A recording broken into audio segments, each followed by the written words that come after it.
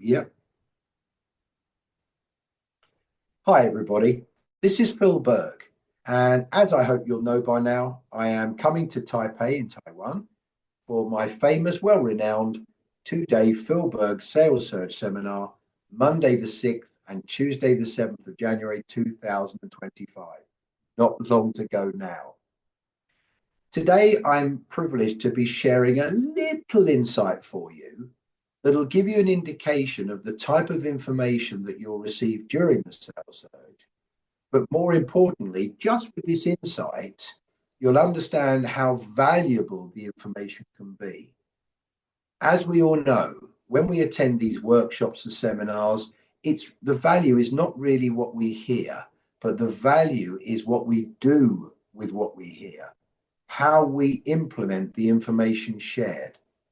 Part of the sales surge will be me sharing my 16 referral and profit strategies, which I've delivered all over the world and are in my new book published only in the last week called Thrive, which is actually become already an Amazon #1 bestseller in 3 different categories. I will actually be bringing some copies with me for if you would like to invest further in your development and your profit. Today, I'd like to share a small insight into part of one of my 16 referral strategies.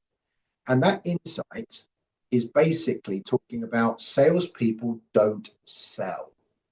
Now, I've been in the sales business all of my life. I've been selling carpet and flooring for over 32 years. I'm semi-retired now. I sold that flooring business in 2007. And really, since I was a boy, I fell into the sales market, really. I've always been a salesperson. But it's interesting because I hate the connotation, I hate the perception of selling. Okay. How many of us in the first contact with somebody have just been absolutely offended or insulted just by the way they talk about, we must buy their product, or just they're just selling to you, they're not interested in you in any way, shape or form. And I always say, in anything, your success will absolutely relate to how people feel when you've left them. It's not what you're saying, it's what they heard. It's not what you're writing, it's what they're reading. So even if you've left the conversation thinking that was fantastic, you spoke about you spoke about your product, did you ever wonder how they feel after you left them? Were they glad you left the conversation? Did they feel sold to? Were you interested in them?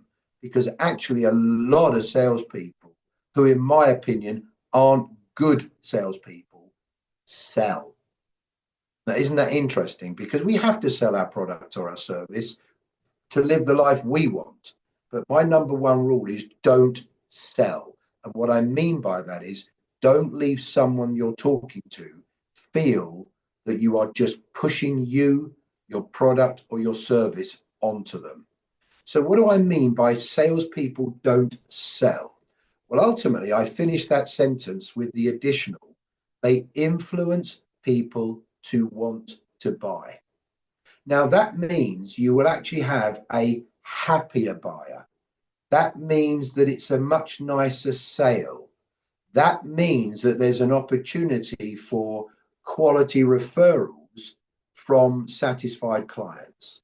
Now, some of us sell our product and it's a one-off. There is no need to be in touch with the client again in the shorter term. So, for example, when I was in the carpet and flooring business, I come into your lovely home, let's say, and you're replacing the floor in your kitchen. You know, job done, as I call it, job done. I'm going to hope that we've done a good enough job that one day, if you move or if you decide you're going to do another room in your home, you'd come back to us again. Whereas I could give you an example with collaboration relationships. So, for example, interior designers that referred us regularly, that's not what I call a job done. With someone that refers you or collaborates with you consistently, that's a relationship element.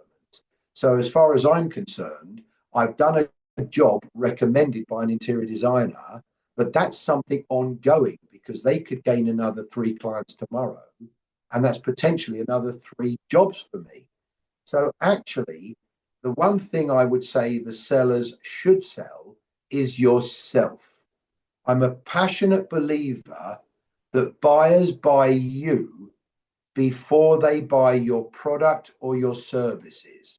You sell yourself before you sell your products or your services. Think of the way you buy things. Have you ever purchased a product or a service from someone that you didn't particularly like? Now, I have in my flooring business. I remember there was a particular supplier that had a unique product, and they were the only ones at the time that we could buy this product from. I didn't like this person. I didn't like their way of speaking. I didn't feel important as a client. It was like they knew they had the product and they didn't really care. Surprise, surprise, they are no longer in business because when eventually a competitor came up with a suitable alternative, I jumped to the competitor. So we have to sell ourselves to entice people to want to deal with us. And may I add to this, as a loyal buyer, I know for a fact that I could buy some of my products from a competitor slightly cheaper. However, I value the person I'm buying it from or the company I'm buying it from. I value their service. I value the fact that I feel important and I feel they're interested in me, which is another insight. With some of your best clients, I encourage you to keep in touch with them. It's too easy to take them for granted that just your good service will keep them loyal. Always remember when, from the minute you have a client, somebody else is trying to take them away from you. So you need to keep on top of the best relationships you have and don't just assume they're never going elsewhere. But all of these things will certainly keep the relationship tighter. So when we say we influence buyers to buy, I'm just going to give you an idea of what I mean by that. Promote your value, your outcome to the buyer, not the product or the service. They came to you for the outcome. An optician supplies better sight. An optician will allow you to see things in the most beautiful ways.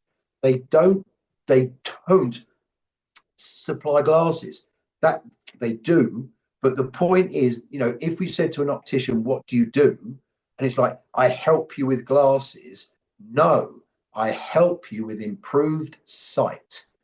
We buy from people for the outcome of what we want. We are actually, if you think you're selling something, ultimately you are a solution provider. Think about it like this. You're a challenge solver, a solution provider, and we all get bought from because we improve someone's way of living, finances, health, whatever. So to finish this, sellers don't sell. They promote the value to the buyer. You let the buyer feel you as a person and let them buy you as a person. And that way they want to buy from you. I will be helping you with this on the 6th and 7th of January to understand exactly how we promote our values, even to help you with clarity of what your value is, because most people I've dealt with actually don't really understand why are they good. So please, I encourage you, come and visit us for 2 days at the beginning of the year. Why? To make a difference to the rest of your year and perhaps the way you live your life in future.